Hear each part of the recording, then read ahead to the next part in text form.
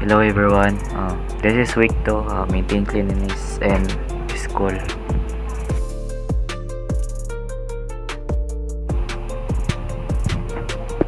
So, there's as you can see in the pictures that after 1 week when I clean it and dagan nilabong na po siya balik sa spot, and of course ato na po na sa kilid sa left side akong gilbihan, humanam ko sa right side.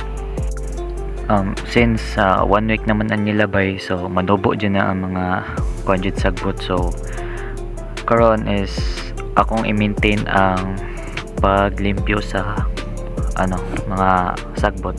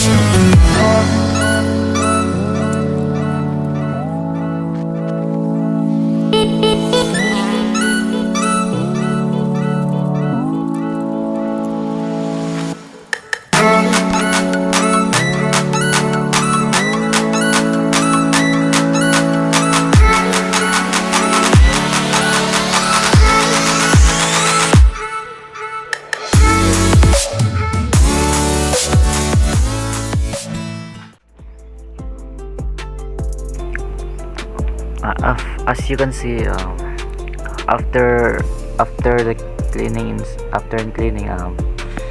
makita ninyo na nindot na jud kay siya tanawon. Di na kay siya ingon samok, and ay na po siya tanawon. Makita ninyo na good situation na jud siya. So dili ra na mabalaka mga tao mga agi na kanang labong pa kayo ang kilid sa eskwelahan.